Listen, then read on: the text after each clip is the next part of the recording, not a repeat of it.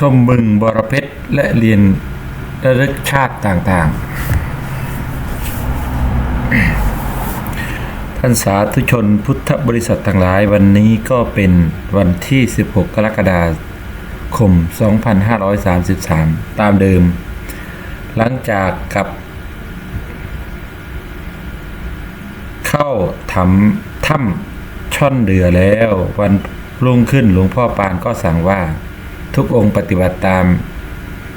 ตนตามปกติเจ้าของถิ่นไม่ต้องหุงข้าวไม่ต้องเลี้ยงอาหารหลวงพ่อปานท่านก็นั่งบิณฑบาตวงเล็บเปิดคำว่านั่งบิณฑบาตก็หมายความว่าท่านมานั่งปากถ้ำเอาบาตรวางข้างหน้าฝาบาตรปิดท่านก็นั่งหลับตาเฉยๆวงเล็บปิดคณะที่ไปทั้งหมดก็ถือว่าเป็นคณะเนนสองบาทคณะเนน2 บาทหมายความว่าอาจารย์ทำอย่างไรก็ทำอย่างนั้นก็นั่งเรียงจากท่านลงมาแล้วก็เข้าสมาธิตามปกติประเดี๋ยวเดียวก็ได้ยินเสียงบอกคุณทั้งหมดลืมตาได้แล้วข้าวเกือบจะเต็มบาทแล้วคนที่ใส่บาทกลับหมดแล้วก็ลืมตาขึ้นมาก็ปรากฏว่าพบข้าวในบาทและมีดอกไม้1 ดอกตามเดิมเราก็ฉันข้าวกันเสร็จข้าวคงฉันกันเวลาเดียวถ้าถามว่าฉันข้าวเหลือไหมก็ต้องตอบว่าข้าวนี้ได้เท่าไหร่ฉันหมดเท่านั้นไม่เหลือก็เป็นที่น่าอัศจรรย์ว่าข้าวเทวดาข้าวนางฟ้านี้ให้เท่าไหร่ก็เป็นการพอดีบางครั้งบางคราวให้แค่2 ทัพพีก็ฉันอิ่มพอดีให้ครึ่งบาทก็ฉันอิ่มพอดีให้ค่อนบาทก็ฉันอิ่มพอดีฉันหมดพอดีก็แล้วก็อิ่มไม่รู้สึกอึดอัดมีความหมายสบายหลังจากนั้นหลวงพ่อปานท่านก็บอกว่าคุณทั้ง3ต่อไปตอนนี้ไปผมให้อิสระคุณจงออกไปจากภูเขานี้แล้วไปมีกำหนด7 วันจึงกลับไปตามชอบใจของคุณจะไปที่ไหนก็ได้ตามชอบใจเมื่อเป็นวันที่8ของวันที่สั่งให้กลับมาถึงถ้ำนี้เราจะเดินทางต่อไปก็กราบลาหลวงพ่อปานกับเจ้าของถ้ำถามท่านว่าไปทางไหนดีครับท่านก็ชี้ไปทางทิศตะวันออกตกเฉียงเหนือท่านบอกว่าในด้านทิศนั้นมีบึงบรเพชร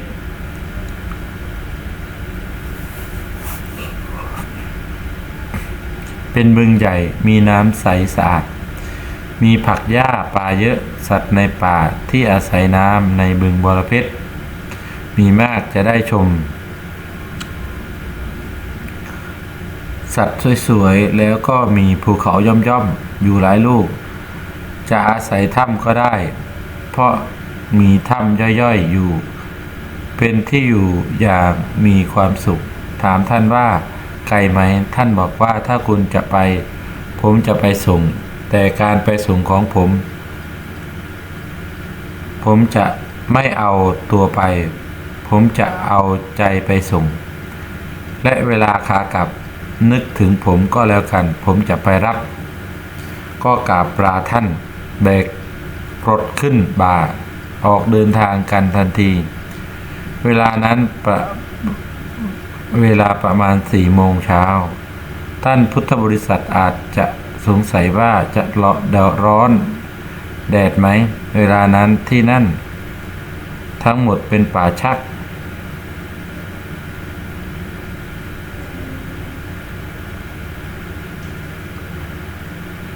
เดินไปจริงๆ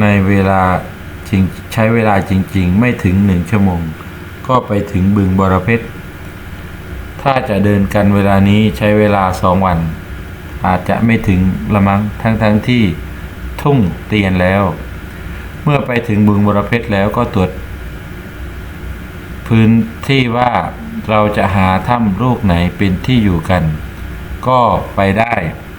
ชะโงกผาเป็นถ้ำไม่ลึก จะว่าเป็นถ้ำก็ไม่เชิง เพราะเขาชะโงกเป็นหลุมเข้าไปหน่อยนึงพอที่จะอาศัยก็หมายความว่าถ้าฝนตกก็ไม่เปียกมีพื้นสูงจากพื้นดินอาศัยกันอยู่คนละที่เมื่ออยู่ที่ถ้ำนี้ก็มีความสุขเวลาตอนเย็นๆก็ไปเดินเล่นใกล้ๆกับบึงบรเพชรกลางคืนบ้างกลางวันบ้างตอนเช้าบ้างก็มีสัตว์ต่างๆมาอาศัยน้ำโดยเฉพาะอย่างยิ่งฝูงช้างมาอาบน้ำเล่นบ้างสัตว์ที่น่ารักจริงๆก็คือฝูงลิงกับกระต่ายเจ้าลิงนี่จะไปไหนก็ตามไปด้วยจำได้อยู่ตัวหนึ่งเป็นลิงขาวเผือกใหญ่เป็นหัวหน้านอกนั้นก็เหมือนลิงธรรมดาถ้าจะจำก็อาจจะจำได้แต่มันก็เหมือนกันจะบอกว่าจำได้ก็ไม่แน่นอนนักจำลิงเผือกใหญ่หนึ่งตัวก็แล้วกันเป็นหัวหน้าฝูงเธอมักจะแสดงอาการมีความจงรักภักดีเอาผลไม้มาให้บ้างมาล้อเล่นบ้างมาล้อเลียนบ้างเดินเล่นใกล้ๆบ้างบางทีนั่งเพลินๆก็มาสะกิดเล่นบ้างพอลืมตาขึ้นมาเธอก็แหกตาหลอกเสียบ้างอะไรบ้างเป็นต้นนี่เป็นเรื่องของลิงและอีกชุดหนึ่งก็พวกกระต่ายกับสุนัขจิ้งจอกตามธรรมดาสุนัขจิ้งจอกจะไม่ค่อยยอมให้คนพบเห็นแต่สุนัขจิ้งจอกฝูงนี้ก็มาอยู่ใกล้ๆส่งเสียงบอกสัญญาณถ้ามีสัตว์ใหญ่จะลงมาที่น้ำสุนัขจิ้งจอกจะเห่าแล้วก็วิ่งเข้ามาหากระต่ายเหมือนกันกระโดดเข้ามาหาถ้ามีสัตว์ใหญ่มาในเมื่อเจ้าสองพวกสุนัขจิ้งจอกก็ดีกระต่ายก็ดีมันกระโดดเข้ามานั่งใกล้ๆแสดงว่ามีสัตว์ใหญ่มาแต่ว่าบรรดาสัตว์ใหญ่ทั้งหลายบรรดาท่านพุทธบริษัทเขาก็ไม่ได้สนใจอะไรเขามากินน้ำมาอาบน้ำของเขามาหาความสุขแล้วเขาก็ไปกันทีนี้ยามที่อยู่ถึงเวลา7 วันท่านบรรดาท่านพุทธบริษัทลืมบอกไปนิดหนึ่งก่อนจะเดินทางหลวงพ่อปานบอกว่าให้ทบทวนชีวิตในความเป็นมาตั้งแต่อยุธยาถึงเขาช่อนเดือเราเคยเกิดมาแล้วกี่ครั้งมีอะไรบ้างที่สัมผัสมาเกิดมามีชีวิตมีความสุขหรือมีความทุกข์มีฐานะเป็นอย่างไรให้ดูเอาคือถือว่าให้ใช้กำลัง3อย่างคือ 1. บุพเพนิวาสานุสติญาณระลึกชาติของตนเอง 2. อตีตังคสญาณเหตุการณ์ในอดีต 3. อนาคตังสญาณเหตุการณ์ข้างหน้าใช้ญาณ3ญาณนี้เป็นเครื่องรู้โดยเฉพาะอย่างยิ่งบุพเพนิวาสานุสติญาณกับอตีตังสญาณเมื่อเดินไปเดินมาก็มีอาการสงบใจสบายก็ใช้ญาณเสียทีหนึ่งการใช้ญาณความรู้นี่บรรดาท่านพุทธบริษัทเคยใช้และพิสูจน์มามันมีอย่างนี้ถ้าเราใช้ความรู้ของเราเองมันผิดบ้างถูกบ้างบางทีมันก็ถูกแบบเฉียดบางทีมันก็ถูกตรงเลยทีเดียวผิดก็ผิดไม่ไกลนักบางครั้งถ้ามีอารมณ์รวมตัวมากนิวรณ์ควรใจเราจะผิดถนัดแต่ว่าถ้ามีที่ถามมีท่านบอกมีท่านผู้รู้บอกคำว่าท่านผู้รู้นี้หมายความเอาตั้งแต่ พระพุทธเจ้าพระปัจเจกพุทธเจ้าพระอรหันต์พรหมเทวดาจะเป็นท่านผู้ใดก็ตามถ้าท่านผู้รู้บอกแล้วจะตรงตามความจริงความเป็นจริงเสมอฉะนั้นเรื่องนี้หลวงพ่อปานจึงแนะนำบอกว่าจงอย่าเก่งแต่ผู้เดียวจงอย่าทำตัวเป็นคนเก่งถ้าเราทำตนเป็นคนเก่งมันจะไม่เก่งถ้าเราอาศัยคนอื่นให้ผู้อื่นเขาเก่งกว่าเราจะมีความสุขด้วยจิตเป็นสุขมีความสบายใจความผิดเพี้ยนก็ไม่มีจะได้รับผลตรงตามความเป็นจริงทั้ง3 คนก็นั่งทบทวนกันมาว่าเราเคยเกิดร่วมกันมากี่ชาติมีไหมมีชาติไหนบ้างที่เคยเกิดแยกกันอยู่ก็มีบ้างบางชาติเกิดกันคนละเมืองเป็นเจ้าเมืองกันคนละเมืองก็มีบางชาติเกิดเป็นลูกเศรษฐีบางชาติก็เกิดเป็นลูกคนจนแต่ก็ดีอยู่อย่างหนึ่งไม่ถึงกับขอทานถ้าจะนับย้อนหลังไปตั้งแต่เอากันตั้งแต่สมัยเบื้องต้นอยุธยาสุพรรณต่ออยุธยานะสุพรรณบวกอยุธยานี่ก็เกิดเสียหลายแห่งก็นับได้สัก4 ถึง 5 ถึง 6 ครั้งละมั้งถ้าจะบอกสมัยก็ไม่ดีนะไม่บอกสมัยดีกว่าเอากันแค่ต้นอยุธยา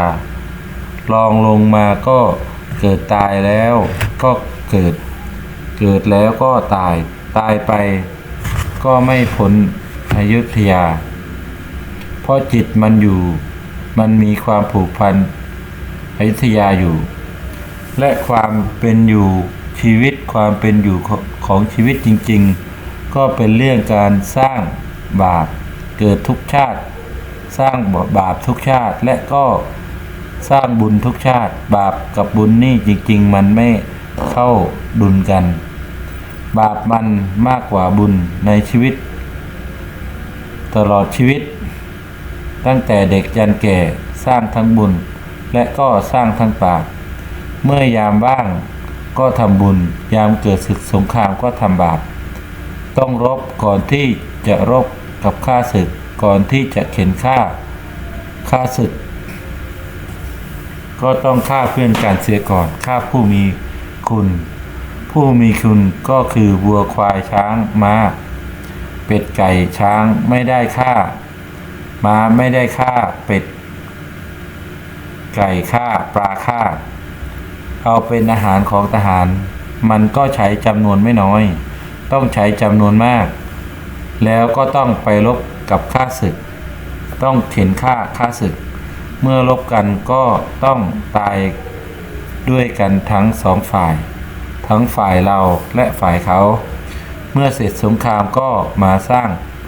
บุญกันต่อไปในขณะที่สร้างบุญก็สร้างบาปเพราะอะไรบ้างที่จะเป็นความสุขของปวงชนที่เป็นบริวารก็จะทำทุกอย่างให้เกิดความสุข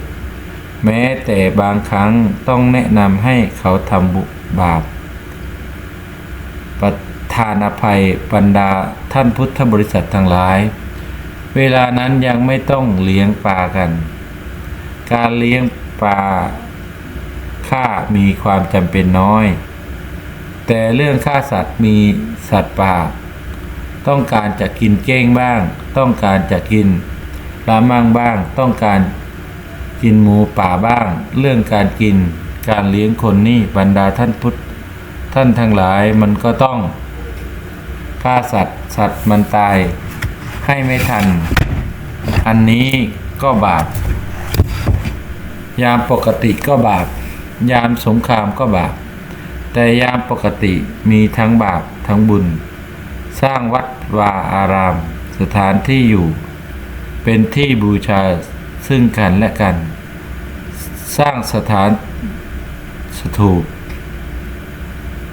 ท ที่เป็นที่พักของบรรดาท่านผู้ทรงคุณธรรมสมัยนั้นยังคงไม่เรียกกันว่าสร้างวัดรวมความว่าทานก็ให้ศีลก็รักษาแต่เรื่องปาณานี้สงสัยรักษาศีลปาณาจริงแต่สั่งเขาฆ่าสัตว์ทีนี้โทษปาณามันจะพ้นไปหรือเปล่าก็ไม่ทราบก็ต้องถือว่าไม่พ้นโทษปาณาติบาตมันมีมากเมื่อต่างคนต่างนึกถึงเรื่องอะไรได้ก็ตามใช้วิธีถามท่านผู้รู้ก็มีท่านผู้รู้ท่านเดียวที่มาท่านบอกว่าถ้าผมบอกคนเดียวแล้วไม่จำเป็นต้องถามคนอื่นบอกตรงๆดีไหมก็บอกกันตรงๆมันจะตายหรือท่านผู้รู้จริงๆก็คือพระอินทร์ท่านมาในรูปของคนธรรมดานุ่งขาวห่มขาวใช้ผ้าสบายเฉียงมีสภาพเรียบร้อยท่านก็ไม่ได้บอกว่าท่านเป็นพระอินทร์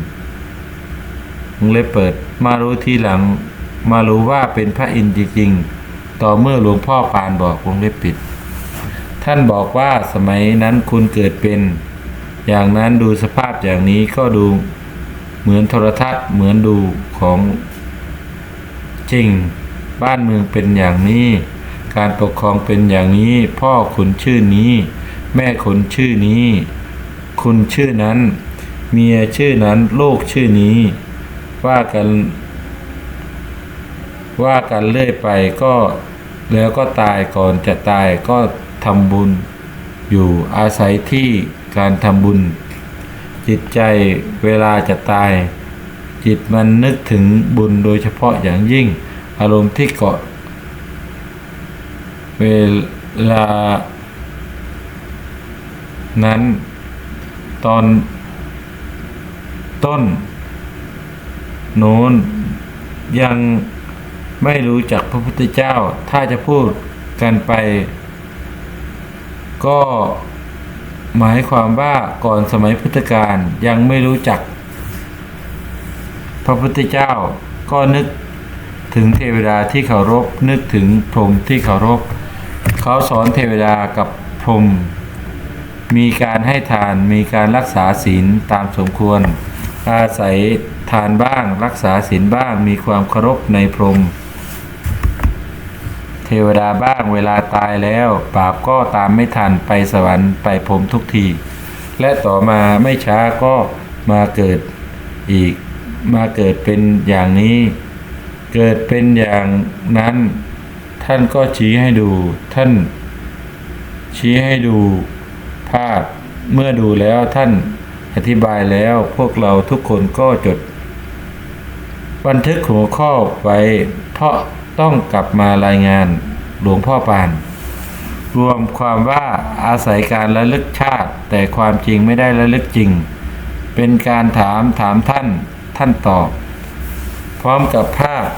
พไม่ใช่ภาพเขียนไม่ใช่ภาพในโทรทัศน์เป็นภาพเมืองเวลานั้นจริงๆเลยเป็นบ้านเมือง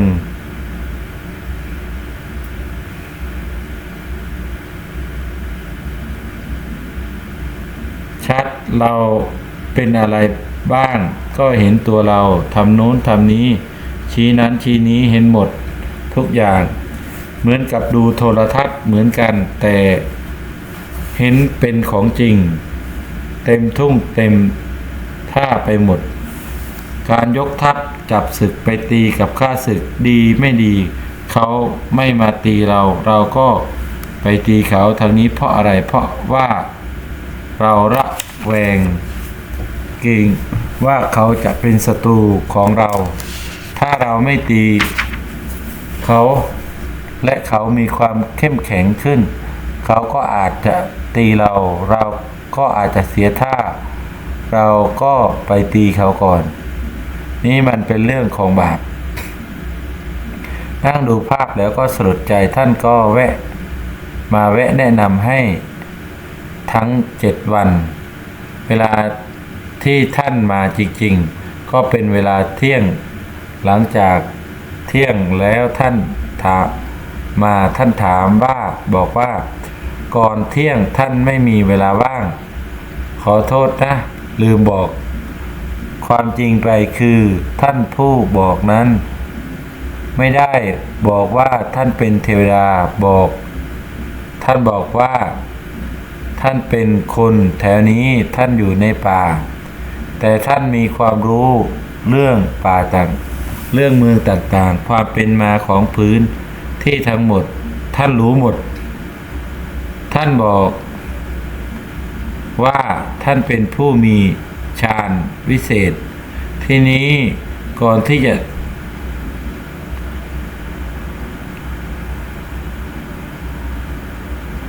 ให้ท่านบอกก็พิสูจน์บอกว่าถ้าอย่างนั้นให้ฉันมองเห็นวัดฉันเดี๋ยวนี้เพียงเท่านั้นแหละเห็นวัดชัดพระอะไรทำอะไรที่ไหนบ้างเห็นหมดต้องการเห็นอะไรเพียงเห็นหมดทุกอย่างนี่เป็นการพิสูจน์กันแล้วท่านมาบอกให้ฟังเราก็จดแล้วก็มีความสลดใจท่านก็แนะนำบอกว่าการที่อาจารย์ของคุณแนะให้นำไปใช้บุพเพนิวาสานุสติญาณก็ดีอตีตังสยานก็ดี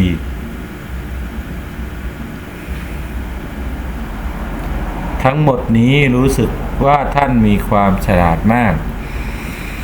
ทั้งนี้เพราะอะไรเพราะว่าบุพเพนิวาสานุสติญาณกับอตีตังสยานทั้งสองประการนี้เป็นการตัดสังโยชน์ที่มีความละเอียดที่มีร่างกายที่เรียกกันว่าสักยทิฏฐิที่มีความรู้สึกว่าร่างกายเป็นเราเป็นของเรามีในร่างกายมีในเราท่านก็ชี้ให้ดูว่านี่ชาตินี้ท่านเกิดเป็นอย่างนั้นชาตินี้เป็นลูกหลานคนจนเห็นไหมมีความลำบากขนาดนี้จนแสนจนไม่ค่อยมีจะกินแต่ก็คนสมัยนั้นถึงแม้ว่าจนก็ไม่ลำบากเหมือนคนสมัยนี้เพราะเขาหาง่ายเข้าป่าเอาหน่อไม้เอาเผือกเอามันมาประเดี๋ยวก็มีกินผลไม้ก็มีเยอะแยะผักปลาก็เยอะแยะหาง่ายเวลาหาปลาก็ไม่ต้องมีแหไม่ต้องหวานไม่ต้องมีเรือตังเกใช้มือจับเพราะคนน้อยกว่าปลาใช้มือจับ 2-3 ครั้งก็พอเพียงพอใช้พอกินแล้วก็นำมากินกันกินปลาก็กินบาปแต่ว่าทุกครั้งทุกสมัยจิตใจประกอบไปด้วยกุศลทำบุญหนักการทำบุญหนักตามฐานะมีการเคร่งครัดในบุญในกุศลนิยมให้ทานนิยมไหว้เทวดานิยมไหว้พรหมเวลานั้นยังไม่รู้จักพระพุทธเจ้าต่อมาภายหลังมาสมัยที่รู้จักพระพุทธเจ้าแล้วคำว่ารู้จักพระพุทธเจ้าก็หมายความว่าประเทศไทยยอมรับนับถือพระพุทธศาสนาตอนนี้ยึดพระพุทธเจ้าเป็น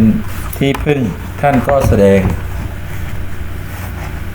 ภาพให้ดูว่าสร้างวัดที่ไหนบ้างทำอะไรบ้างที่ลพบุรีนี่ให้ดูภาพเมืองลพบุรีที่เคยผ่านมาลพบุรีกับอยุธยาเคยเป็นอะไรบ้างเคยไปรบทัพจับศึกเคยเป็นแม่ทัพนำกองทหารไปรบฆ่าศึกบ้างและอาจจะเป็นอะไรบ้างก็ตามเถอะอย่าบอกเลยถือว่าเกิดมาหลายครั้งแต่ละครั้ง ก็เจอสงครามทุกครั้งในเมื่อพระราชาสั่งรบก็ต้องไปรบเต็มใจหรือไม่เต็มใจก็ต้องไปรบถ้าจะพูดกันตามความเป็นจริงแล้วก็ถือว่าเต็มใจไปรบเพราะอะไรเพราะว่าไปรบเพื่อความเป็นอิสรภาพและอีกประการหนึ่งถูกพวกหักหลังอย่างเมืองที่บอกว่าเขาเป็นเมืองขึ้นย่อมเป็นลูกน้องแล้วมันก็กลับจะเป็นลูกพี่แข็งเมืองขึ้นมาอย่างนี้ต้องไปตีมันก็มีความจำเป็นดูอย่างนั้นแล้วในที่สุดก็ตายเกิดแล้วก็ตายทุกทีแต่ก็น่าชอบใจกำลังใจของตัวเองสะสมบาปไว้มหาศาลเป็นหนี้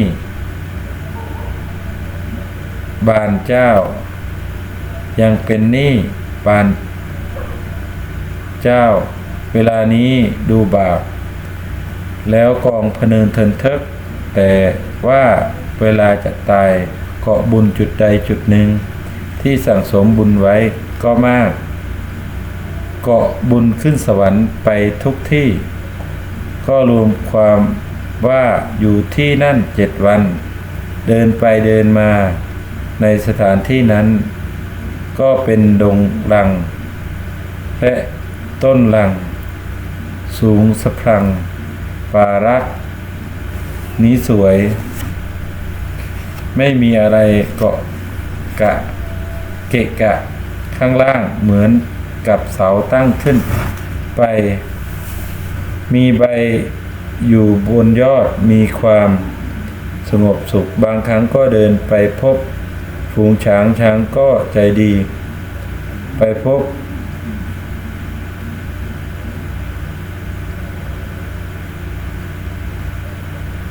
ฝูงช้างเข้าช้างหัวหน้าเป็นช้างสีดอคุกเข่าลงข้างหน้ายกงวงขึ้น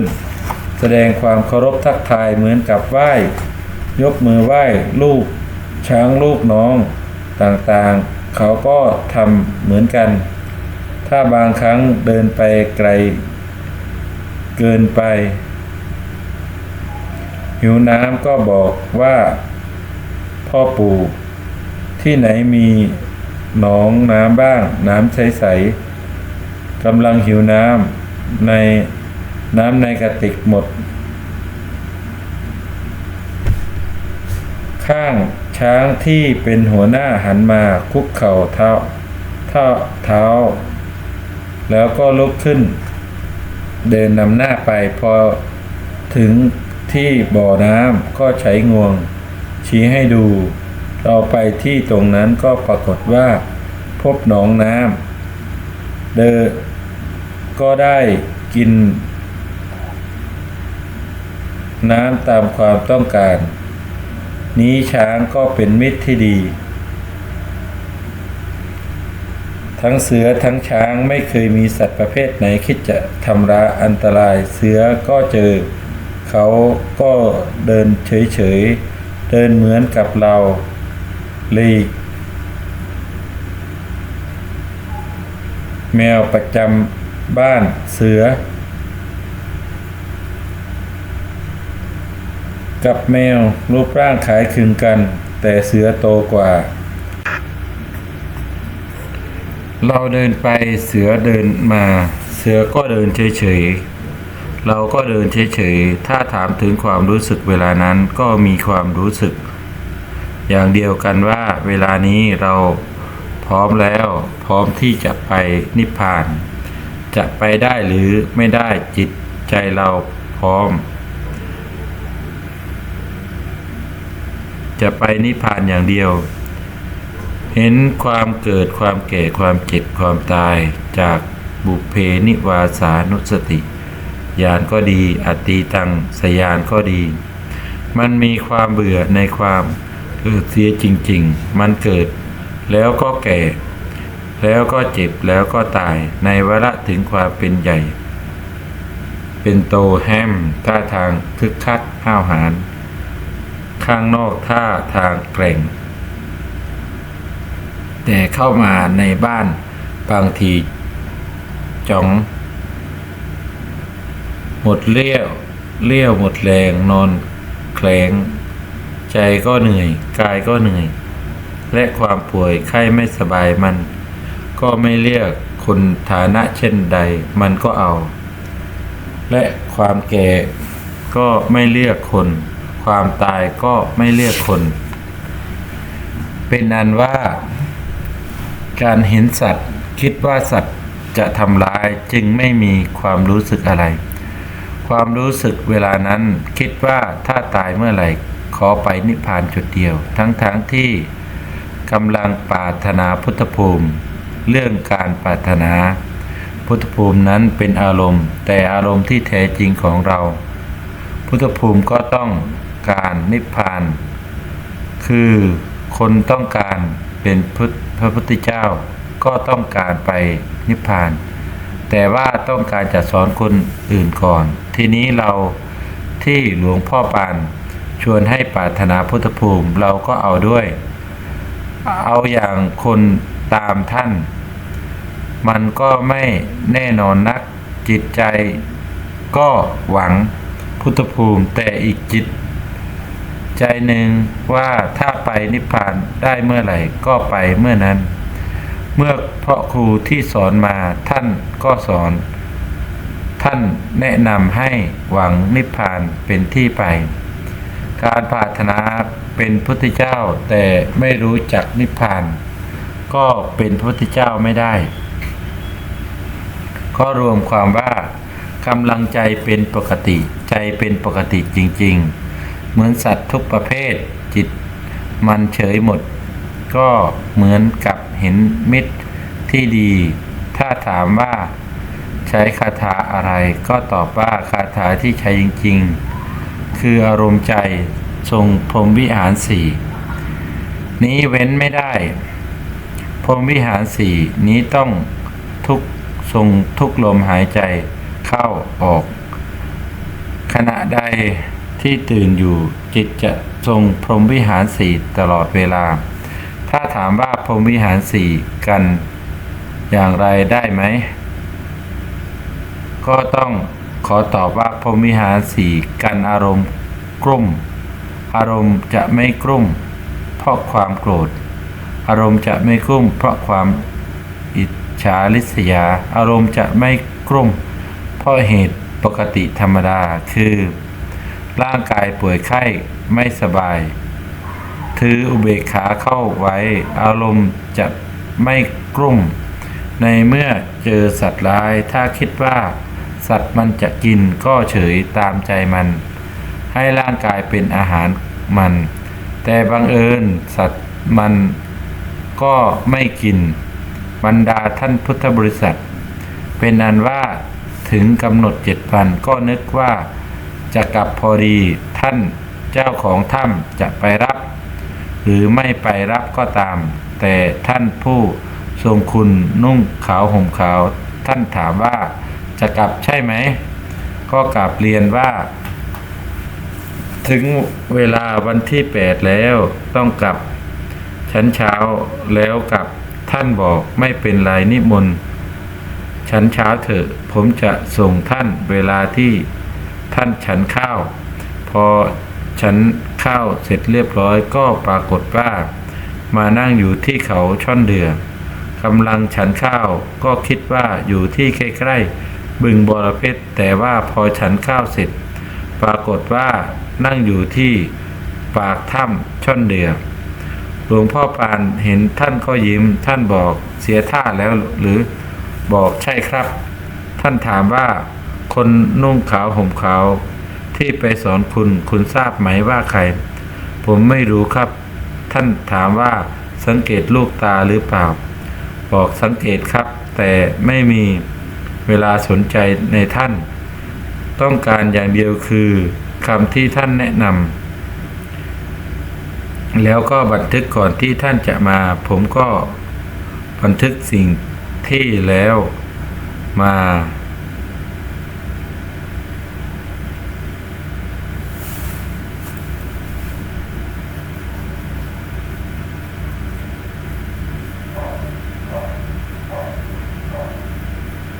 เวลาท่านมาพูดให้ฟังท่านแนะนำทั้งศีลทั้งธรรมและเรื่องราว